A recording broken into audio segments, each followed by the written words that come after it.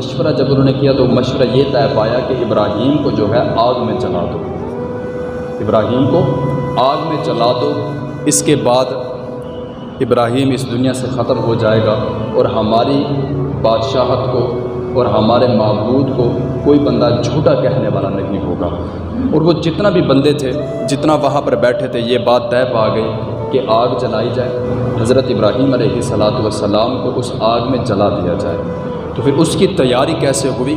یہ مورخین لکھتے ہیں کہ اتنا بڑا چکھا بنایا گیا، اتنا بڑا آتش کدہ بنایا گیا کہ 3 مہینے اس میں لکڑیاں جمع ہوتی رہی حضرت ابراہیم علیہ السلام کے لیے۔ یہ تھے ابراہیم علیہ السلام کے امتحان، یہ تھے خلیل اللہ کے امتحان جو انہوں نے دیے۔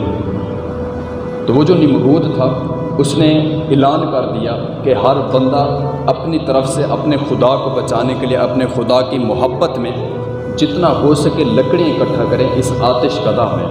تو ہر بندہ اپنے ہی محبت کے ساتھ، جس طرح ان کی محبت اپنے خدا کے ساتھ جھوٹی خدائی تھی اس کی، تو ہر بندے نے لکڑی اکٹھا کرنا شروع کر دی۔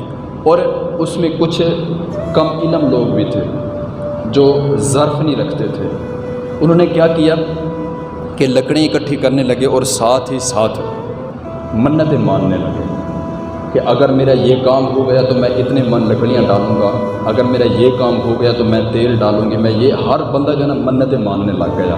جیسے آج کل ہمارے معاشرے میں بھی کافی ساری ایسے غیر شرعی رسومات بھی ہیں اور کچھ ایسی منتیں بھی ہیں کہ جس کا شریعت میں کوئی وجود بھی نہیں ہے، ویسے اس دور میں بھی تھی۔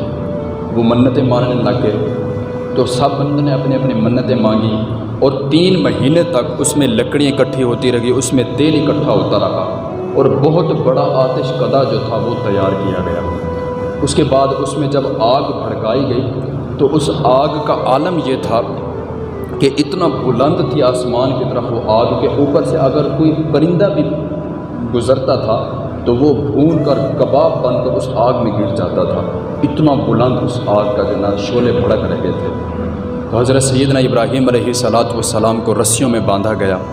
رسیوں میں باندھنے کے بعد پھر جب آگ اس میں پھینکے جانے لگا تو دیکھا کہ آگ کے قریب تو ہم جا نہیں سکتے، تو پھر ہم کیسے ابراہیم کو اس کے اندر پھینکیں؟ تو پھر شیطان جو تھا اس نے تو کام الٹ ہی کروانا تھا نا، جیسے ہم سے کروا جاتا ہے۔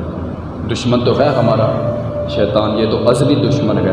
تو شیطان نے کسی بندے کے ذہن میں یہ سوچ ڈالی کہ آپ جو ہے ایک منجنیق تیار کریں۔ وہ منجنیق کی صورت میں ہوتی تھی کہ بڑی بڑی لکڑیاں کھڑی کی جاتی تھی، اس میں رسیاں باندھ کے جب جنگیں ہوتی تھی اس وقت اس منجنیق میں پتھر ڈال کے رسیاں باندھ کے اس منجنیق کو پیچھے کھینچتے تھے اور وہ پتھر بڑی دور تک جا کر وار کرتا تھا۔ پھر وہ منجنیق تیار کی گئی اور حضرت سیدنا ابراہیم علیہ السلام کو رسیوں کے ساتھ باندھ کر، رسیوں میں جکڑ کر، آپ کے ہاتھ پیر باندھ کر اس منجنیق میں رکھا گیا۔ اور اس منجنیق میں رکھنے کے بعد جب اس منجنیق کو کھینچا جا رہا تھا تو ادھر سے حوریں جو تھی وہ ساری تڑپ رہی تھی، فرشتے جو تھے وہ کہہ رہے تھے، عرض کر رہے تھے کہ باری تعالیٰ اس سرزمین پر ایک ہی تو بندہ تھا جو تیری وحدانیت کا پرچار کر رہا تھا، آج اس کو بھی آگ میں ڈالا جا رہا ہے۔ تو قدرت کو کچھ اور ہی منظور تھا۔ تو فرشتے جو تھے وہ کہنے لگے کہ باری تعالیٰ کیوں نہ ان کی مدد کی جائے؟ تو اللہ رب العزت نے ارشاد فرمایا کہ اے فرشتوں جاؤ تم پوچھ لو، اگر آپ کی کوئی بات سنی جاتی ہے تو سب سے پہلے جو ہے وہاں پر ہوا کا فرشتہ آیا اور آ کر کہنے لگا کہ اے ابراہیم علیہ السلام میں ہوا کا فرشتہ ہوں، اگر آپ چاہو تو مجھے حکم دے میں ہوا اتنا زیادہ چلاؤں، اتنا زیادہ ہوا چلاؤں کہ یہ آگ اڑا کر ان نمرودیوں کے اوپر ڈال دو اور ان کو میں نیست و نابود کر دوں۔ تو حضرت سیدنا ابراہیم علیہ السلام نے ارشاد فرمایا کہ اے فرشتے یہ میرا اور میرے رب کا معاملہ ہے، تو اس کے بیچ میں نہ آ، تو چلا جا۔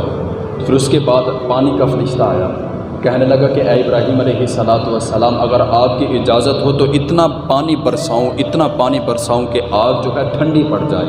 تو آپ علیہ السلام نے ارشاد فرمایا کہ اللہ کے فرشتے یہ میرا اور میرے رب کا معاملہ ہے، اس میں تو نہ آ۔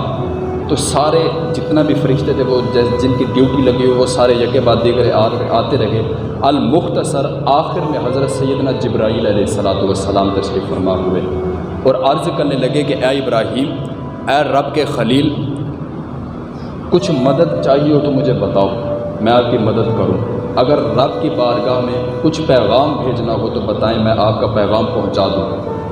تو حضرت سیدنا ابراہیم علیہ السلام نے وہاں پر جو بات فرمائی نا، وہ بات ہمارے لیے بھی سبق تھی اور ہمارے لیے درس بھی تھا۔ حضرت سیدنا ابراہیم علیہ السلام فرمانے لگے کہ اے اللہ کے فرشتے، اے جبرائیل، میں جس بارگاہ میں عرض پہنچانا چاہوں اس کو پہلے ہی پتہ ہے کہ وہاں پر کیا ماجرا چل رہا ہے۔ اگر میرے رب کو سب کچھ پتہ ہونے کے باوجود بھی میرا رب راضی ہے کہ میرا خلیل جو ہے آج اس آگ میں جلے، تو خلیل آج آگ میں جلنے کے لیے تیار ہے۔ آج خلیل آگ میں جلے گا، لہٰذا میرا اور میرے رب کا معاملہ ہے، تو بھی یہاں سے چلا جا۔ آج ہمارے اوپر ہلکی سی بھی پریشانی آ جائے تو ہم رونے لگ جاتے ہیں، چیخنے لگ جاتے ہیں، بھلکنے لگ جاتے ہیں، لیکن رب کی رضا کو تو ہم نہیں سمجھتے۔ رب کی رضا میں راضی رہنا ہی اللہ والوں کا کام ہوتا ہے۔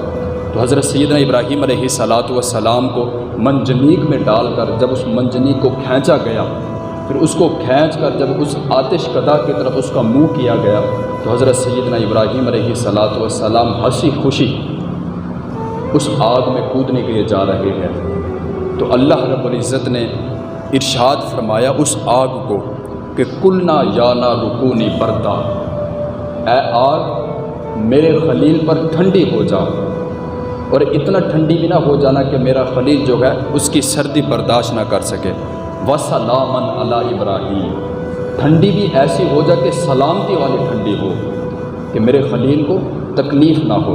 تو حضرت سیدنا ابراہیم علیہ السلام جب اس آتش کدا میں پہنچے، جب اس آتش کدا میں آپ جلنے کے لیے جب آپ کو ڈالا گیا، تو نمرود کی طرف جو آگ تھی وہ شعلے برسا رہی تھی، آپ کی طرف جو آگ تھی وہ گلزار بن گئی تھی، وہ ایسے بن گئی تھی کہ جیسے جنت کی ہوائیں آ رہی ہو۔